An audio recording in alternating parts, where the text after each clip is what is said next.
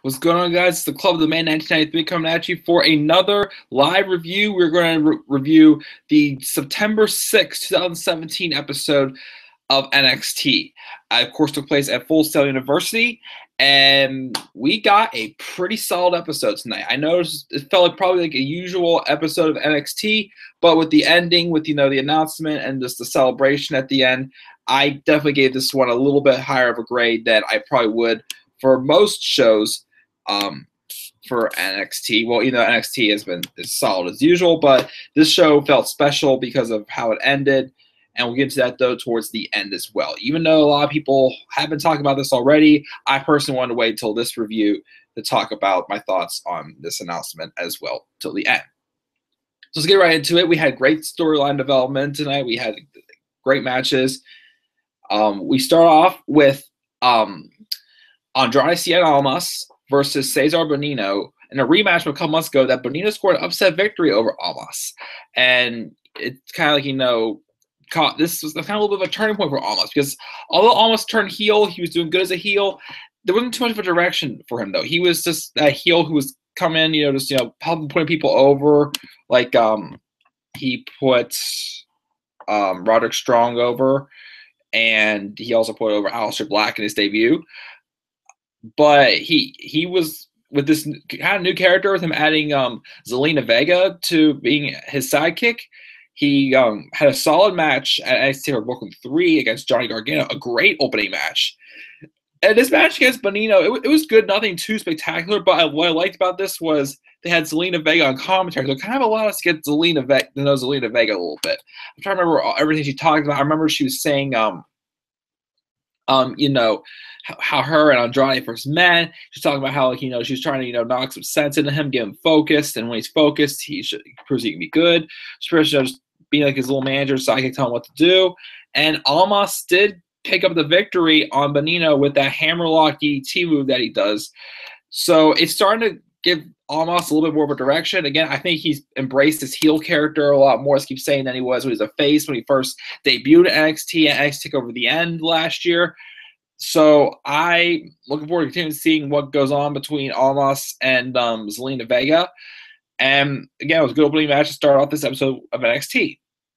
We then have this match, which I like to ask you guys a question. During the 3-on-1 handicap match between Lars Sullivan and the three jobbers, was this my streaming, or because I was watching and all of a sudden it just like cut to black and then cut to to them showing what happened last week with well, it was twice tonight that they showed what happened last week. First, they showed what happened between McIntyre and Strong faced off before they were attacked. He was attacked by Adam Cole and Kyle O'Reilly and Bobby Fish. And they also showed after this match, it randomly cut in the middle of the match into this showing what happened last week with the with them Insanity and the security guards as well before NXT started. But so I don't know if any of you guys had that difficulty experience, but if so, that sucks. But anyways, the match, for what I saw between Sullivan and the jobbers, it was just to put over Sullivan, make him look dominating, big 303-pound guy, which I can take an interest in. He just caused this path to destruction. He requested to have all three of them in the ring at once, and it just didn't work out. He just took them all out, destroyed them, got the victory. Afterwards, No Way Jose came out. First getting his revenge from the first NXT after TakeOver Brooklyn 3, after Sullivan attacked Jose. And so it looks like we're going to eventually get a match against him down the line sometime between Sullivan and Jose.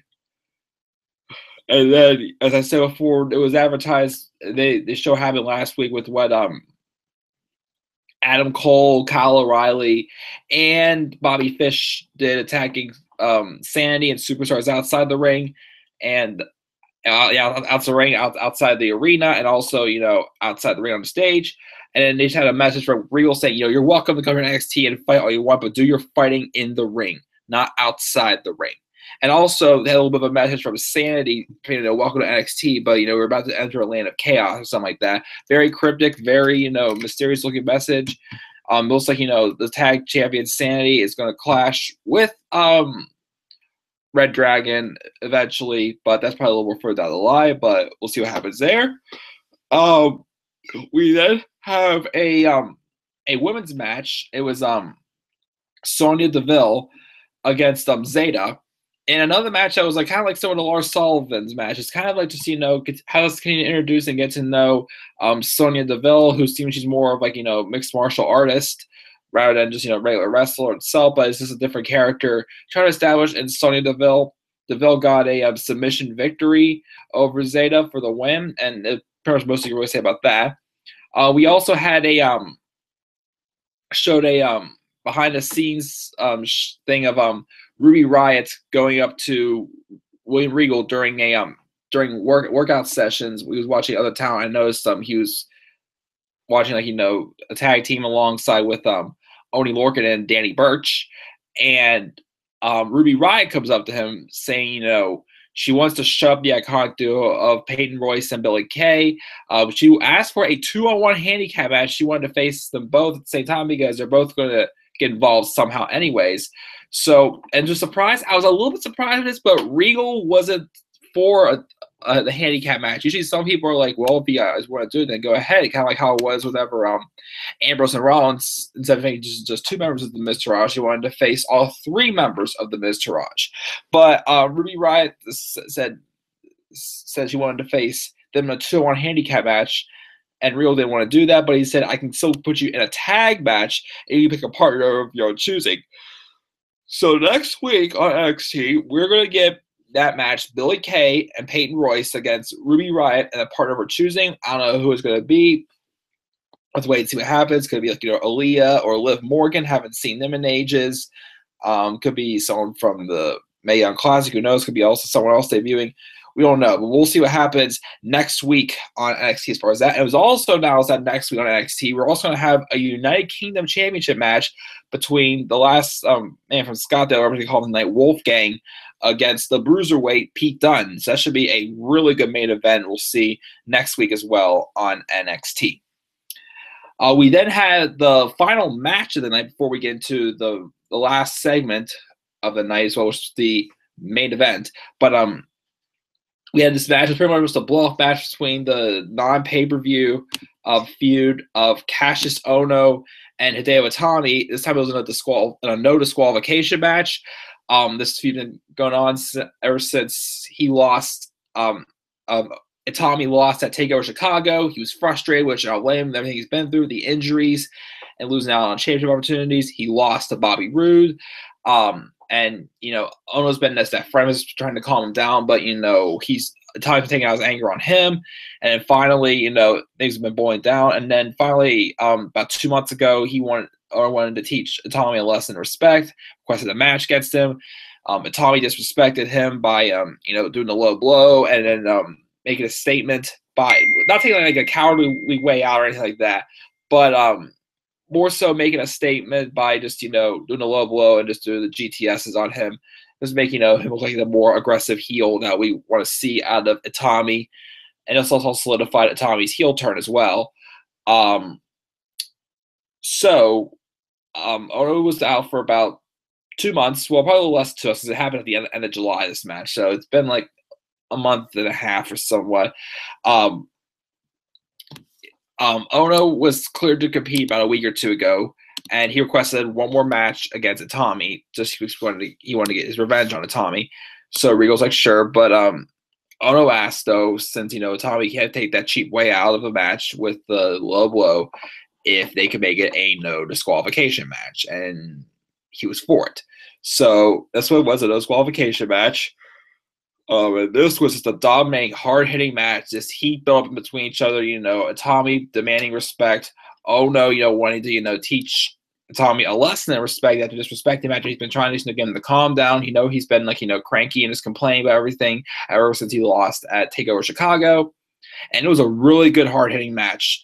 Itami with his strong style, and then Ohno, the knockout artist. Ohno's a big man too. He's probably like 250, 275, somewhere in there. And he's like a little bit over 6 feet tall.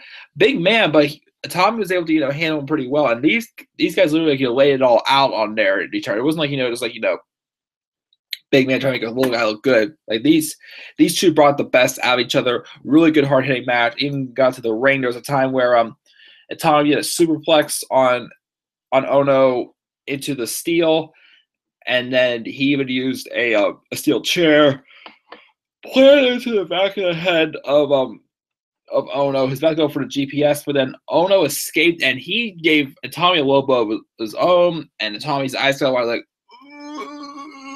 pretty much just really selling it because guys, it hurts when you get hit down there.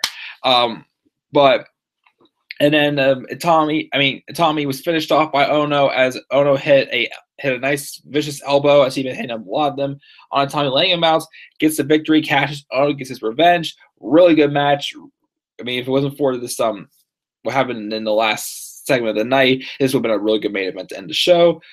But the segment out tonight was worth it because it was a celebration. I had heard the rumors and we knew it was true, but I wanted to wait until this review to talk about it.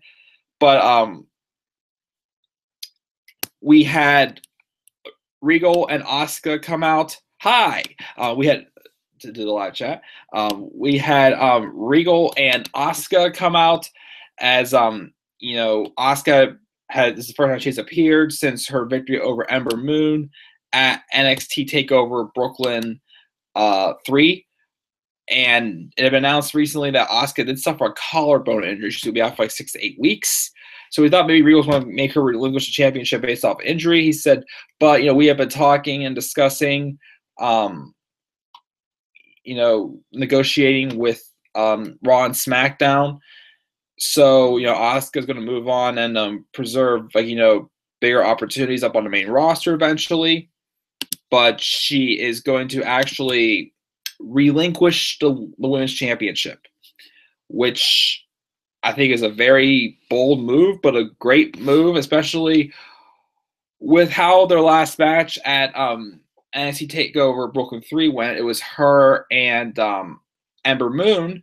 They built up Ember Moon to be Asuka's best competition. We had Asuka in her title reign, defeated Bayley. She also had matches with Mickie James, Liv Morgan, Billie Kay, Peyton Royce, Nikki Cross, Ruby Riott, Ember Moon. Like, she faced as many people as possible in the women's division and just proved once and for all that no one could handle her. She has nothing else really to prove here. I mean, she's still the women's champion. That last victory, though, made it special to prove that no one really can beat Asuka down here.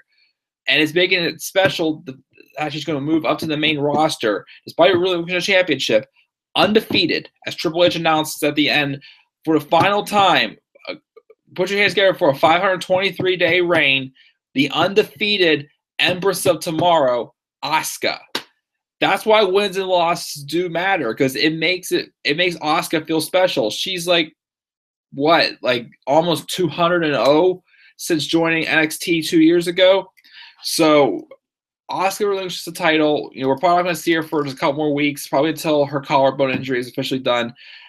I'd say maybe at TLC she'll debut in October. If they do go put on Raw, I feel like she could be more used on Raw since it feels like they're not using as many women on there.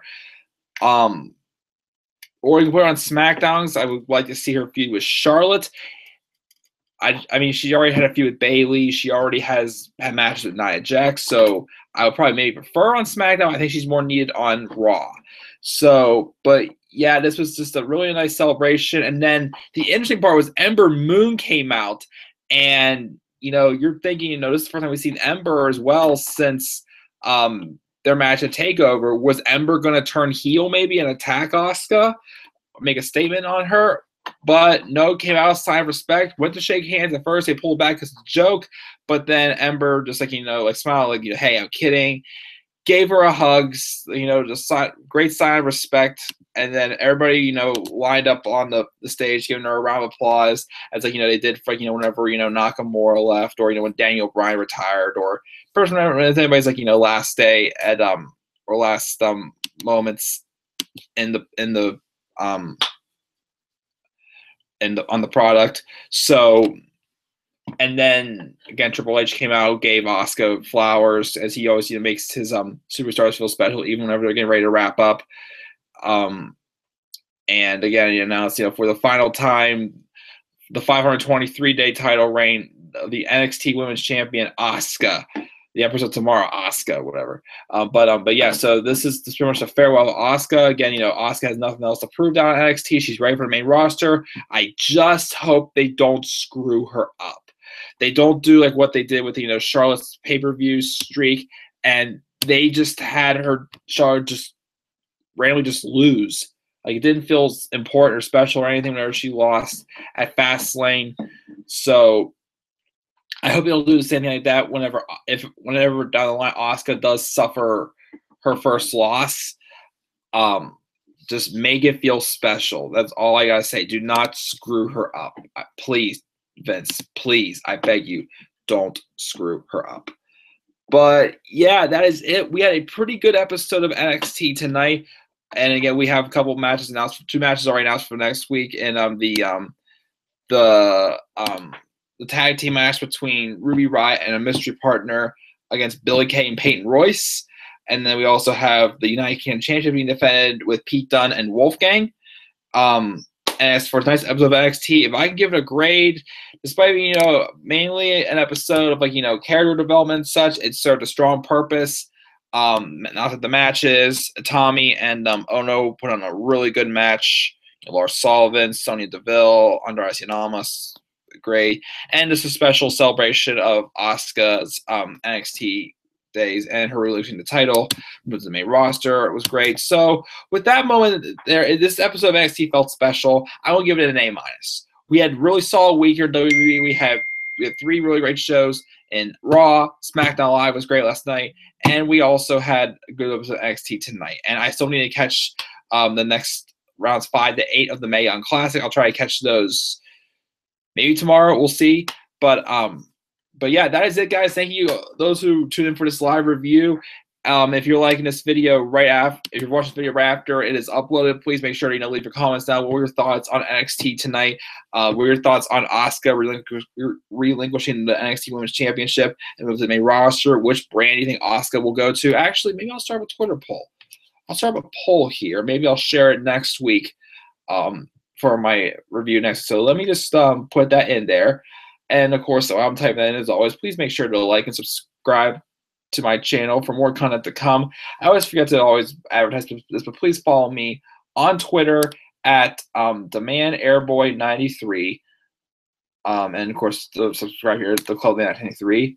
Which brand should Asuka?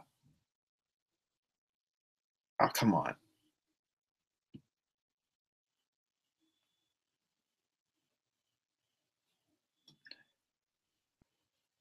NXT, WWE, Raw, SmackDown, Live, Raw,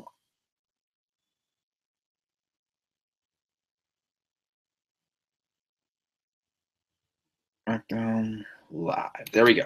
All right, the poll's up. If you want to take part in it, go right ahead, make your vote. Where do you think Asuka will go to, Raw or SmackDown Live?